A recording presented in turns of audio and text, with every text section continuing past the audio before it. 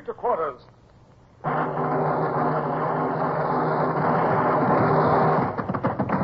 out the guns. Stand by the starboard battery. One broadside into it, if you please, Captain Bush. Pointers on target. Linstocks ready. Aye, aye, sir. Ready. Fire!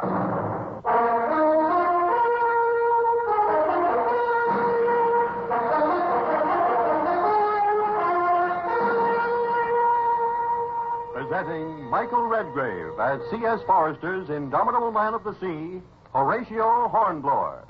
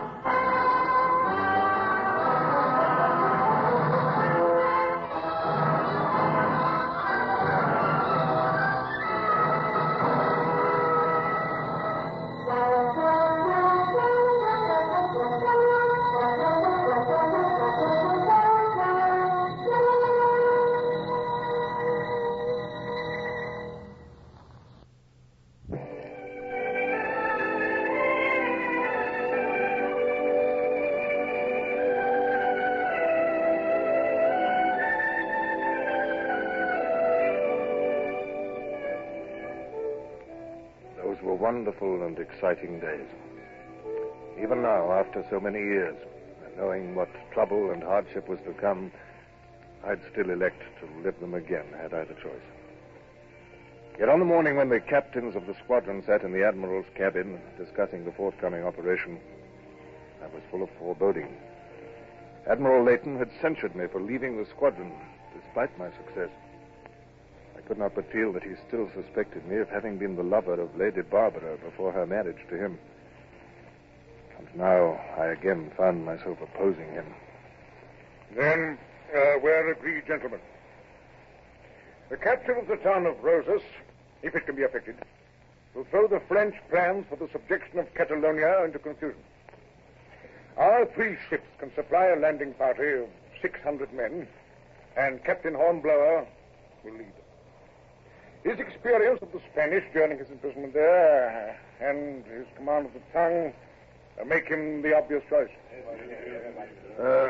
I trust you'll forgive me for saying so, that it might be unwise to trust so entirely to the cooperation of the Spanish army. But they have 7,000 men at Olet, ready to march. It's only 30 miles from Olet to Rosas. Yes, sir, but over mountain paths. Can we be sure that they have that number, or that they will come? I'm sorry to be so insistent, sir, but I have painful experience of Spanish promises. They're seldom to be relied on. That's nonsense, Captain Hornblower. I have General Rivera's definite promise to march. Well, what alternative do you suggest, then? Well, I would suggest, sir, that we confine ourselves to actions within our own strength without having to rely on Spanish help. My instructions are to cooperate as closely as possible. Now, Rosas has a garrison of no more than 2,000 men, and Rivera has 7,000 only 30 miles away. The French army cannot reach Rosas in less than another week.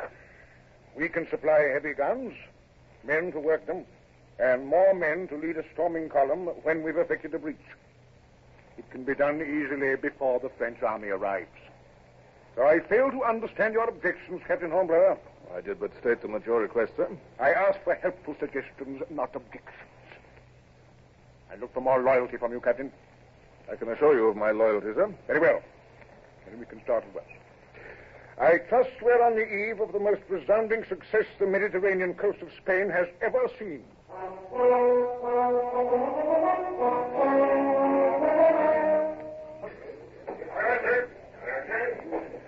Careful with that gun, men. If it slips off the pontoon, it'll be nothing but 2.5 tons of useless metal. Now, heave there. I want all 10 guns at the top of that cliff before dawn. Pardon, senor. You are the English captain? Captain Horatio Hornblower at your service. I am Colonel Juan Claros. I bid you welcome in the name of General Rivera. Thank you, sir. I bring 1,000 men, 50 horses, and 100 mules. Yeah, it will take 50 horses to drag one of those 24-pounders over this country. They're going to be kept busy, sir. I have combed the country for animals, senor. These are all I can muster. Very well, then we must harness men, too.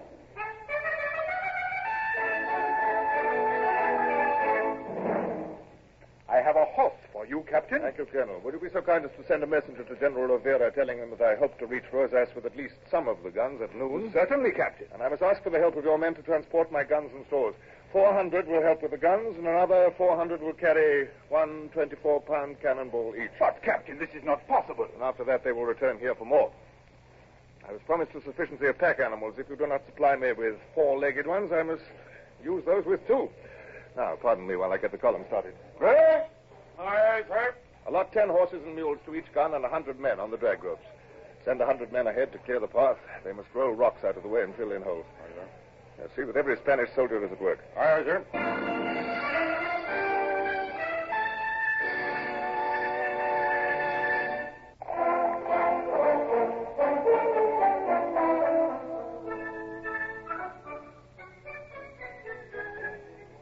The interminable haul of guns and stores dragged wearily on under the blazing sun.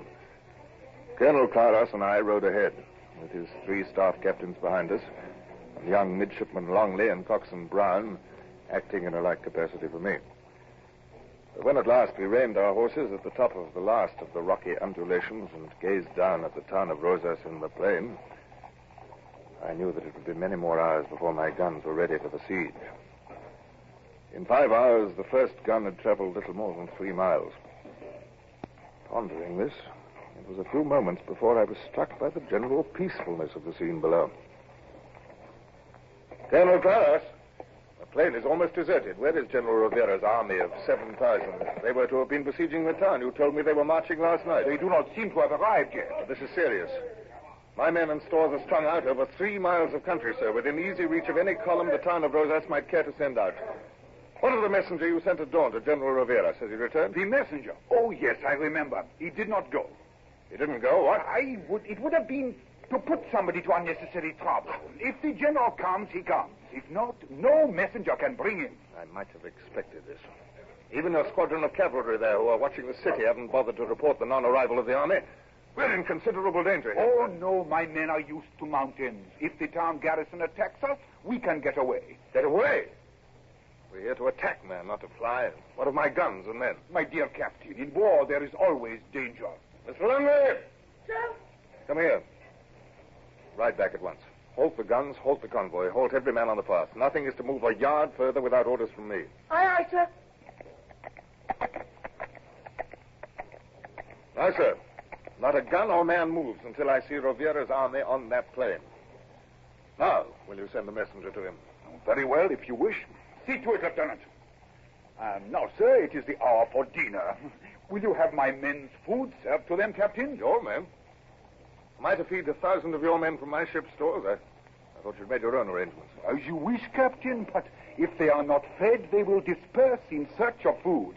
And who shall say when they will return? Oh, God, the fact is...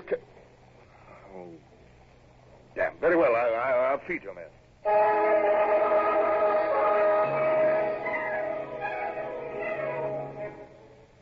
There was nothing else to be done. I fed them, and when they'd eaten, they lay in the scrub and slept. The siesta was sacred, even in war. But I could not eat. I scribbled a report to Admiral Layton and walked about, fretting until his reply came. And the reply was as futile and unpractical as I might have expected. Excuse me, sir. Look, What is it, Brown? the fog is down there on the move. They're coming out of the fortress, sir. Yes. 3 columns of them.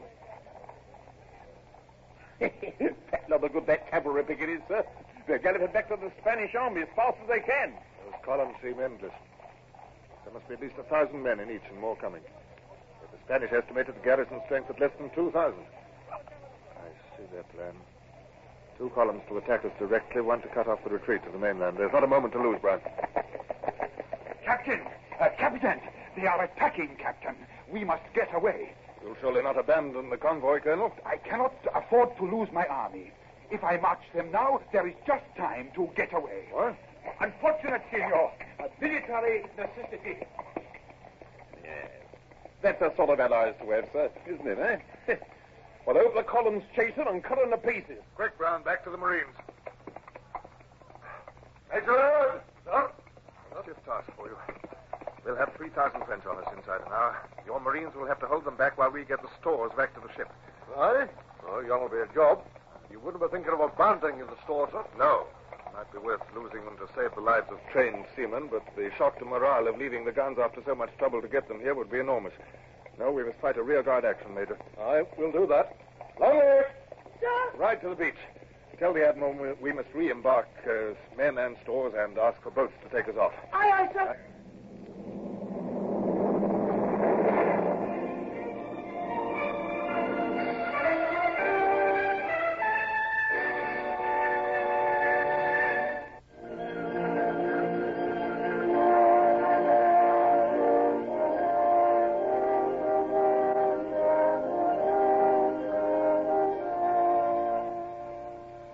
As far as the head of the cliff overlooking the beach. The beach party was hard at work reloading the barrels of bread and beef, and at the head of the cliff a party of seamen were unloading the first mule train. Bring those mules back to the guns as soon as they're unloaded. Aye, aye, sir. Come along there, Brown. Come, you stay with me. I may need messengers. Listen. Sounds as though Major Laird is already in action. Let us go back and see what's happening. Look, sir. There's Major Laird on that high rock above the pass. Yeah. He's got his men stuck out along the top of the ridge. Oh, well, Major Laird. You look as though you're enjoying yourself. Aye. Come up and see for yourself. Yeah, hold my horse, Brown. I'm going up.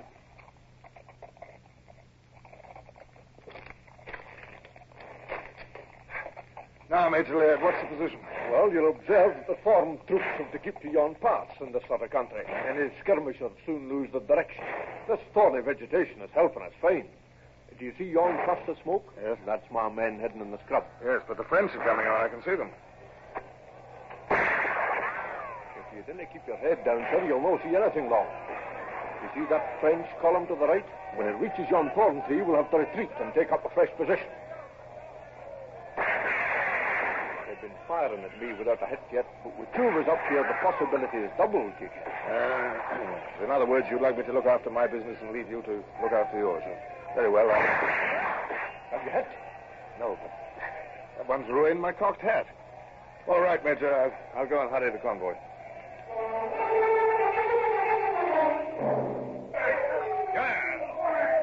Heave away, lads.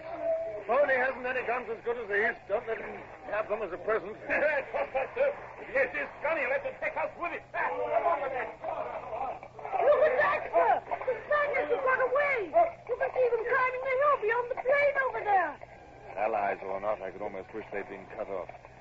They hate foreigners. They hate each other. If they will not settle their differences and keep their promises to their allies, they'll never again rule their own country.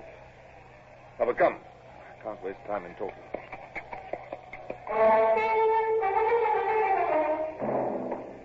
All the afternoon, under the blazing sun, the back-breaking work dragged on, and the Marines fought their heroic rear-guard action, yielding their ground only inch by inch and keeping the harassed Frenchmen away from the retreating guns and stores. Problem after problem presented itself and was solved. I rode continuously between the rear-guard and the beach, advising and encouraging the men, stifling my doubts as to whether the effort and loss of life were justified by the saving of the guns. And at last, most of the guns were on the beach, and the rest were at the head of the gully. All the stores were safe aboard. Cavendish, who was in command on the beach, came up to me. What about the horses and mules, sir? There's 150 of them. Shipping them will be quite a job. There'll be a nuisance on board, too, sir. It would be more of a nuisance to allow them to fall into the hands of the French. I'd rather have their throats cut on the beach. Oh, I hope that won't be necessary, sir. Maybe we could feed them on crushed biscuit aboard. They look as if that'd be a luxury to the food they have been getting. If you'll leave it to me, sir, I'll ship them. Very well, Cavendish. Send them on board with the stores. Aye, sir. Now, Mr. Longley, Sir? this is going to be the decisive moment. From this point, we can overlook both the beach and the gully where the Marines must make their final stand. And we shall... Here they come now, sir. There's Major Laird, right on the top of the cliff. He's forming his men along the summit. And the French are right on their heels. Keep down, you fool. Look out, sir. That body of infantry. They're running straight for us. They cut us off by them. They're between us and the Marines. We'll have to get down the cliff, sir. It's our only hope. Down there? I'm not a goat, my lad. This way, sir. There's a ledge. Look, I'll drop first. It's quite safe, sir, so long as you don't let yourself sway outwards. Not my idea of amusement, Mr. Longley. We're not much better off here. One slip on this ledge. Begging your pardon, sir. I shouldn't look down there if I were you. No, of course not. I'd rather be on the Royal Yards in a gale than stuck like a fly to a wall in this fashion. I think we can get down, sir. If we can get to that bush down there, we might be able to reach that little gully. And that joins the main gully. Shall I go first, sir? I'm a bit lighter, perhaps. Very well, Mr. Longley, yes. Yes, we'd better lose no time. They're leaning over the cliff and firing at us. Do it like this, sir. A leap along the face of the cliff and then down to the bush. Yes, I can. It's not too bad, sir. Jump with your face to the cliff. Right. I'm coming. Oh, jolly good, sir. Oh, your face. Yes, it's nothing. Actually, on the cliff. Where do we go now? I can't see. Take my cravat, sir. You'll be blinded with all that blood in your I've eyes. got my handkerchief. Now, don't fuss, boy. Come on, let's get on. Over here, I think, sir. Catch hold of that lump with your hands and put your foot in that crack. No, not that crack, the other. What? Oh, what? Now, if we edge ourselves along the cliff face, like this... Yeah. Well, I thought it was going to be like this. I stayed and fought with bare hands. I'm slipping. Hold on, sir, for heaven's sake. Well, I am holding on for my own sake, boy. Can you sit there for a minute or two while I look round this corner, sir? Oh, yes, carry on, Longley, carry on. It's all right, sir. There's only one nasty bit now. Good. If you edge round this corner, that's right. Yeah. If you got into that depression, you could rest a bit, sir. The froggies can't see us here. Yeah. Thank you, Longley. Do you enjoy this sort of thing, Longley? I'm frightened out of my life, sir. Oh. I wish I could take it as calmly as you do. If you'd care to stay there, sir, I could go on and bring back some men with ropes. No. There's still work to do. Oh, I'll come on. Ready, sir? Yes, I'm ready. Go on.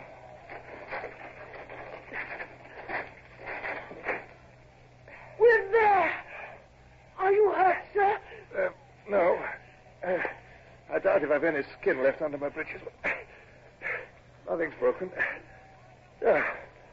Yes, that was a nice piece of work on your part, Mr. Longley. You'll make a very fine officer. Thank you, sir. It was only your coolness made it possible, sir. Oh, here comes Cavendish, and old Brown's with him. Thank goodness you're safe, sir. We thought you'd been taken. Horses and mules are loaded down. Very well. The seamen can go next, and are the boats ready and armed? They're all ready, sir. Good. Here come the Marines down the cliff, sir. Oh. Come, to the boats. The French are running down the beach now, sir. Longboats, ahoy! Open fire with your four-pounders. Great shot.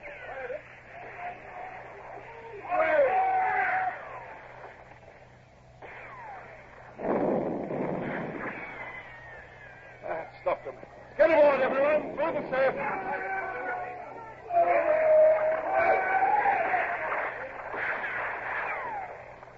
Get away there.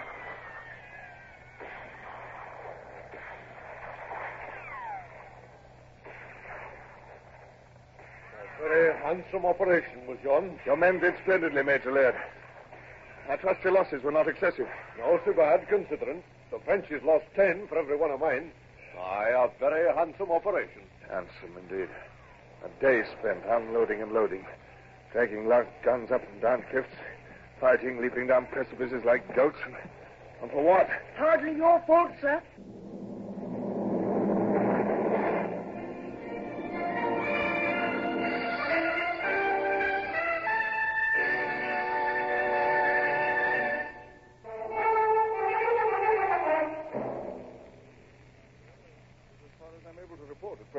Until my officers have submitted the casualty lists. All the stores were saved and all the guns, with the exception of one, which was carried away its tackles and went over the cliff. I shall make arrangements to have it salvaged tomorrow. Yes. You appear to have carried out a very successful retreat, Captain Hornblower. Nevertheless, it was a retreat. I had hoped for resounding victory in the capture of the town of Roses. So had I, sir. Yes. I shall be glad to receive your official report in writing. No actual blame attaches to you, of course. However, I must stress, Captain Hornblower, in dealing with our Spanish allies, it is essential to use that tact and persuasion which ensures their fullest cooperation. You said something, Captain Hornblower? No, nothing, sir. Merely a slight difficulty with my breath, sir.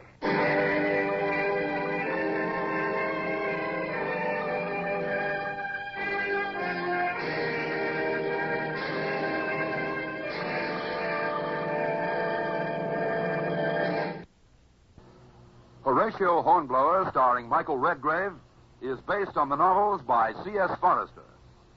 Music composed and conducted by Sidney Torch. Produced by Harry Allen Towers.